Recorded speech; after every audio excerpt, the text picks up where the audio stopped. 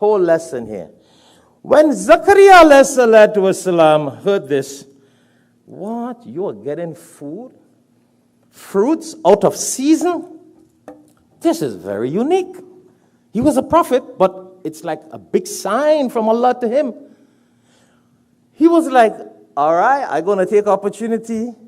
I'm going to take an opportunity now from this. Subhanallah. Because in the next verse here, what Allah tells us. You know, some of the Mufassirin say he was about 100 years old, and his wife was about 90 years old. Some commentators tell us that.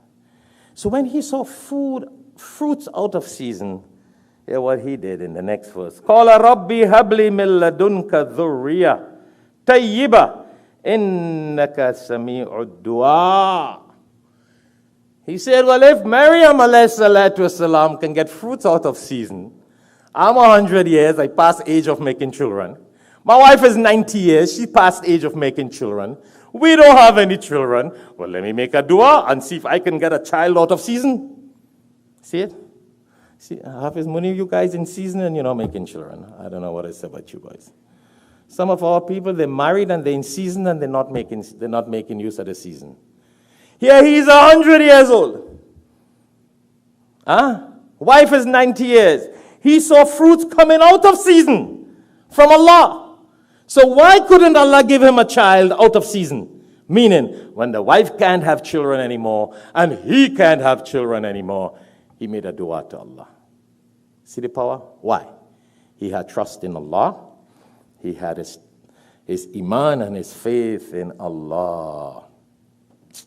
And you know the next verse tells us, so beautiful. He asked Allah for a son, a righteous child, a righteous tayyiba, a good child. Sometimes we make dua for a child that will be a this and a that, and I don't want to call what is a this and that. You should know what is a this and that. I don't know. Because our dream is to compete with the rest of the world, what their children are, who they are, what they have, what they possess. So we want our children to be like that, this and that. He wanted a child to be what? Tayyiba, a good child. Tayyib. Tayyib. You know, in Arabic, when you talk to somebody, you say, how is everything going? He said, tayyib, tayyib. Good, good, good. Yeah, he made dua for a good child. Maybe sometimes that's why in life, some of people, let me get into that topic. Probably we made a different intention when we wanted to have children. This is the intention. This is the lesson we learn. Make dua for a good child. And if we have children who are off the path, make dua for Allah to put them back on the path. Nobody is perfect. Nobody is perfect. Allah is forgiving. Allah is most merciful. Make dua, Allah will accept the dua. So the next verse it says, فَنَادَتْهُ الْمَلَائِكَةُ وَهُوَ قَائِمٌ. Very interesting. The verse says, and while he was standing. So the Mufassirin say, while he was standing and still making dua to Allah, Allah accepted the dua. وَهُوَ قَائِمٌ. He was still standing. You know, some duas you make, before you put your hands down, the duas are accepted. And some duas, it's accepted for the right time. We don't know the right time. But the dua should be all the time. We don't know the right time, what we ask for, but the dua should be all the time. Don't give up. Don't give up. Don't give up, because Allah subhanahu wa ta'ala, while he was still standing, his dua was accepted. And Allah subhanahu wa ta'ala tells us in the Quran that the angels came and gave him the good news. أَنَّ اللَّهَ يُبَشِّرُكَ يَحْيَا مُصَدِّقًا. Allah, while he was still standing, Allah sent the angel to give him the good news of a son. And not only a son, but also gave the name of the son, Yahya. مُصَدِّقًا بِكَلِمَاتٍ مِّنَ اللَّهِ. What son? What son? Yahya, John the Baptist, as the Bible says, the Torah, the Psalms. Who was this son going to be? Why did Yahya want a son? Why did Hannah, the mother of Maryam alayhi salatu wasalam, Hazrat Imran, the father of Maryam alayhi salatu wasalam, why did they want a child? To be dedicated in the path of Allah, to spread the word of Allah.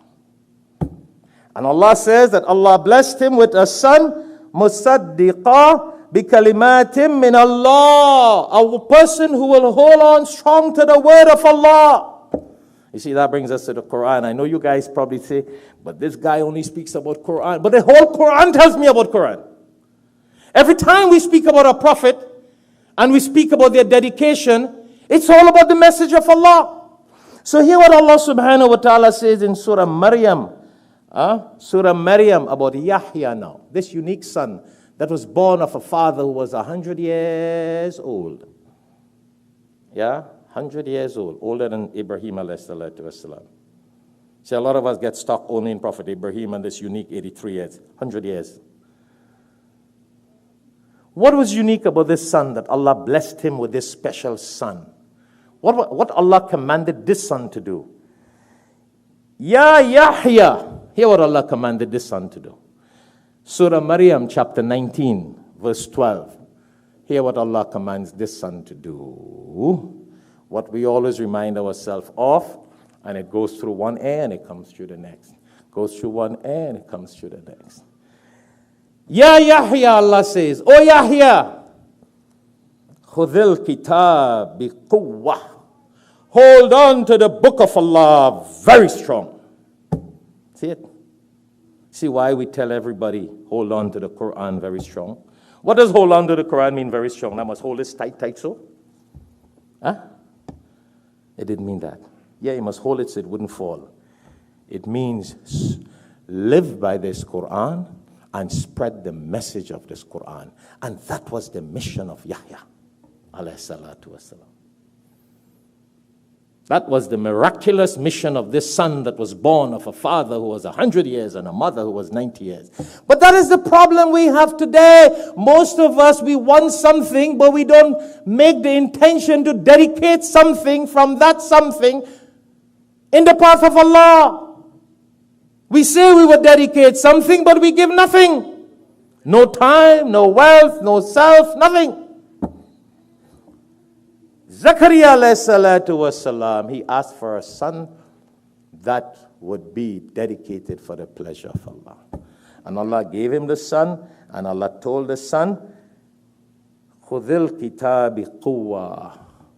Hold on to this Quran. So his message all the time was about message of the Quran. That's all he was doing. Preaching. You see where dawah comes in? Yeah. I have to come back again. When I call on some of our very healthy, wealthy, financial people and say, let's go in dawah. Say, busy, still making money, no time to go shake. Can't go this time, I'll go next time. By the next time, dead. By the next time, you're sick and you're gone.